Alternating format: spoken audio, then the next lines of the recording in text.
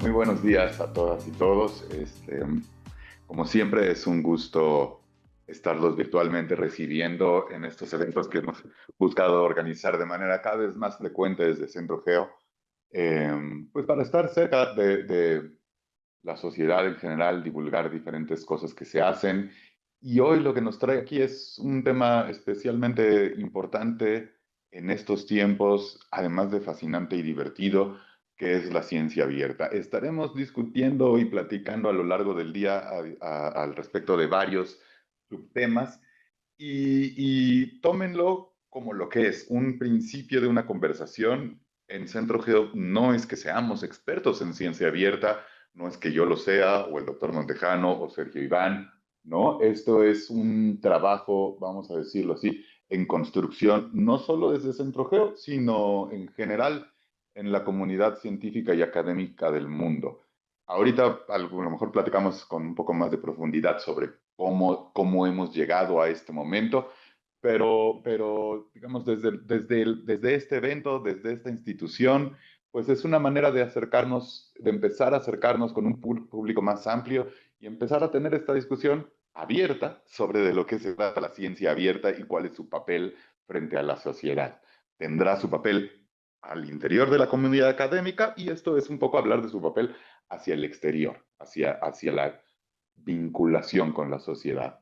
Felicitar a todo el equipo de organizadores, agradecer muchísimo a todos los que participan desde ese Geo y sobre todo a quienes se conectan.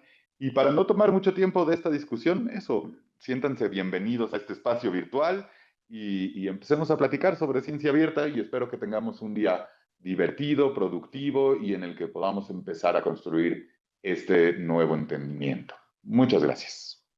Pues ahora algo que nos quieras comentar, Jorge. Pues brevemente, felicitarlos por este esfuerzo de tener este evento de ciencia abierta.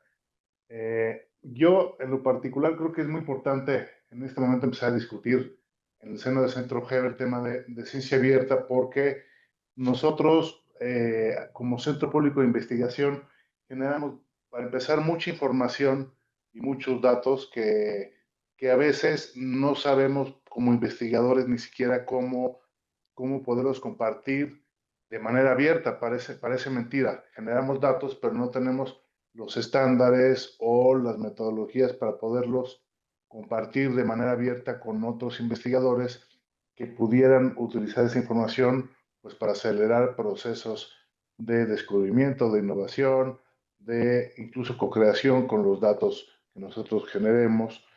Y en ese sentido creo que una buena ventana de discusión. Otra buena ventana de discusión también que creo que se va a dar hoy tiene que ver con el modelo de, digamos, de producción del conocimiento, ¿no? A través de las revistas, digamos, que conocemos como tradicionales, ¿no? Que son de paga, y cuáles son los retos que enfrenta un modelo abierto, cómo, cómo se puede financiar lo que tiene que ver con la edición, por ejemplo, ¿no? Principalmente, o con el mantenimiento de los sitios.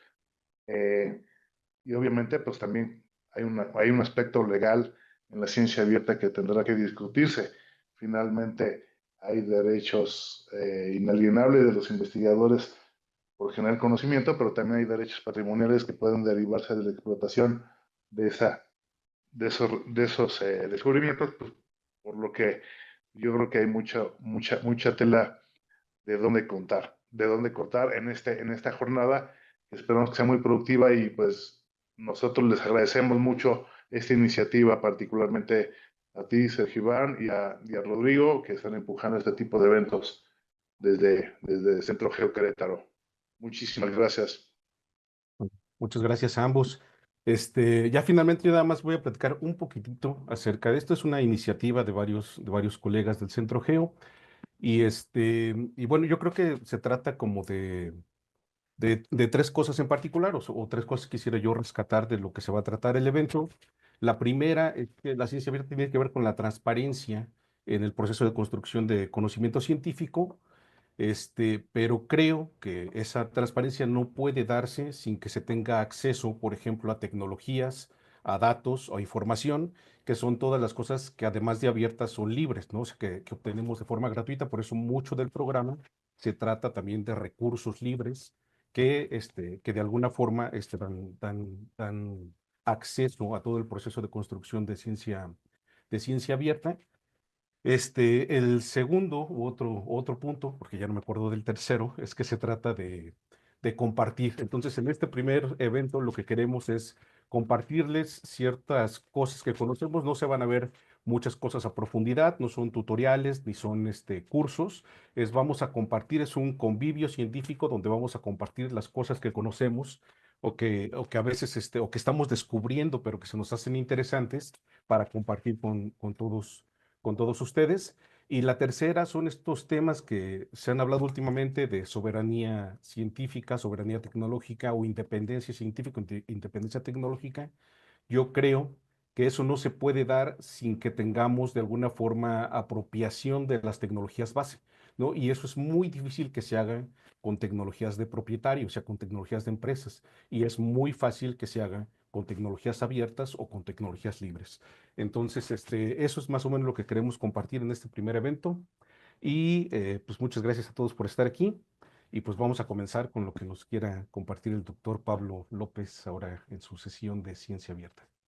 ¿Cuánta responsabilidad pones en mí, querido Sergio Iván? Miren, yo ahorita pensaba un poco, escuchando a Jorge, a Sergio, es bien fácil confundir o mezclar las ideas de apertura, libertad y gratuidad. Y no realmente son cosas, o sea, sí, hay una relación, por supuesto, entre eso, pero no son lo mismo. O sea, y a veces conviene abstraerse un poco de precios y eso para hablar de apertura científica, de lo que quiere decir ciencia abierta. Eh, digamos, en la discusión hoy, sobre todo quizá más en el ámbito académico, es muy intensa la discusión sobre el modelo de comunicación científica, sobre eso que los dicen open journals, sistemas abiertos de publicación y ese tipo de cosas, eh, que donde ahí mayormente abierto habla de quién paga las cosas, ¿no? Cuando nosotros empezamos a publicar, nosotros que pues ya somos un poco mayores, digamos, cuando nosotros empezamos a publicar, pagar para pagar, hacer cargos de procesamientos de artículos, era rarísimo, o sea, no, era inaudito. Ahora es súper frecuente. ¿Eso qué es lo que ha pasado ahí? Pues realmente solo es un cambio en el modelo de negocio de ciertas editoriales en el que están tratando de hacer que quien cubra los costos de publicación sea el que escribe la publicación en lugar de que sea el que la lee, ¿no? Eso es un cambio del modelo de negocios y para mí eso y abierto no tienen ahí sí relación alguna, ¿no?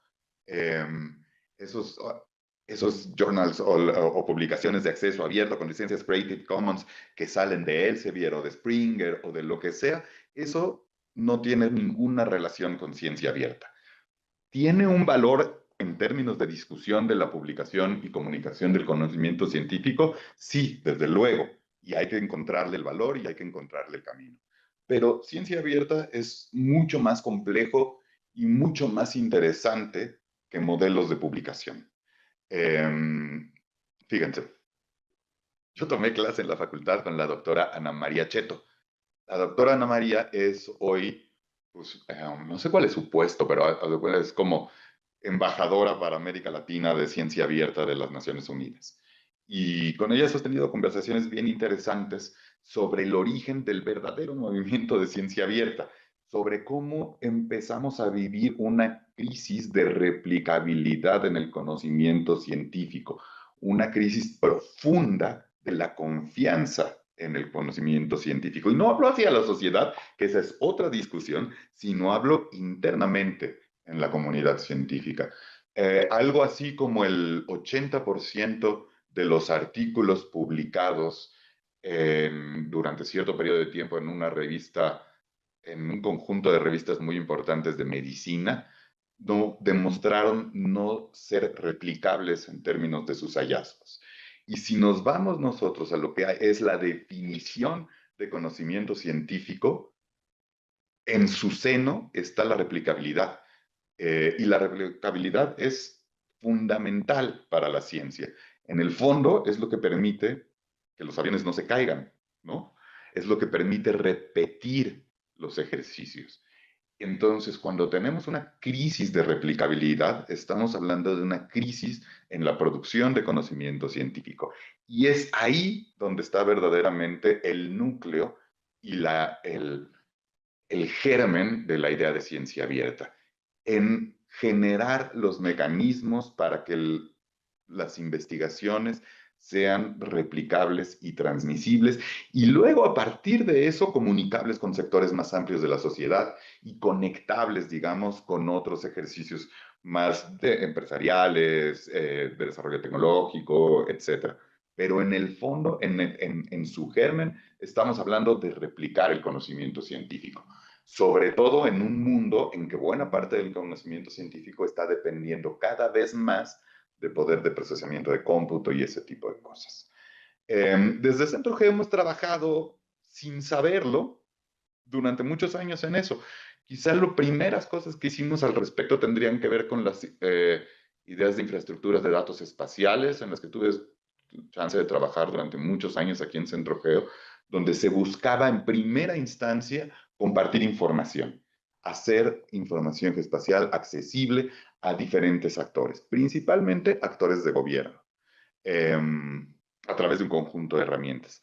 Después fue avanzando esa idea y se ha intentado hacer accesible no solo información, sino métodos. Un trabajo bien padre que hicimos ahí, que no terminó de culminar bien, pero fue muy interesante en su desarrollo, fue, primero, partía todo de un ejercicio que se llamaba Data Lab o Laboratorio de Datos con los estudiantes del posgrado. Eso fue impulsado en su momento por la maestra Karime González, y ahí en ese proyecto de Data Lab surgió un mini proyecto con la Secretaría de Movilidad, en donde ellos publicaban sus datos de manera abierta de accidentes viales, etcétera, en conjunto con los datos de aseguradoras, que eran totalmente distintas. Entonces había fuentes de CEMOVI, fuente de la policía y fuentes de aseguradoras privadas, para hacer un único repositorio de datos sobre incidentes viales en la Ciudad de México. Ahora, esos datos eran bien complejos de homogeneizar y de trabajar en conjunto. Entonces hubo que hacer, como parte de este ejercicio, un montón de herramientas analíticas y de procesamiento para homologar esa información. Y entonces lo que hicimos fue una herramienta abierta, de código abierto. Todo estaba publicado en R, todo estaba hecho en R, publicada en un repositorio abierta que tú podías instalar, pero también podías modificar para evaluar todo el flujo de integración de la información. Entonces tenías desde los datos crudos, las herramientas de código que te permitían integrar esa información, y luego unas herramientas un poco más analíticas que te permitían generar insumos de visualización y análisis. Ese fue un ejercicio bien padre que hicimos desde Centro Geo con estudiantes de Centro Geo, y que luego por ahí andan el repositorio y esas cosas, pero luego ya no tuvo demasiado impulso desde la CEMOVI y nunca realmente logró llegar a un público amplio, también porque era una idea compleja, porque en lugar de publicar nosotros las visualizaciones, lo que publicábamos era la herramienta para hacer tú tus propias visualizaciones y el código para modificarlo y todo eso. Eso fue un ejercicio bien padre. Luego otro heredero un poco de eso, pues ha sido el trabajo que hemos hecho con Acito en su momento y con Cecity ahora, de GEMAS y SDAI, que son herramientas para la comunicación de información producida en el marco de investigaciones científicas, con una visión bien ambiciosa de ciencia abierta, de irle empezando a poner herramientas para que la gente pueda correr código que genere resultados de investigación a partir de la información que está publicada en esas plataformas. Y eso es un camino en el que seguimos recorriendo y no sabemos muy bien a dónde nos va a llevar, pero ha sido muy divertido, la verdad, y creo que muy rico. Yo ahí dejaría esa como breve introducción y pues no sé cómo quieran continuar. Muchas gracias.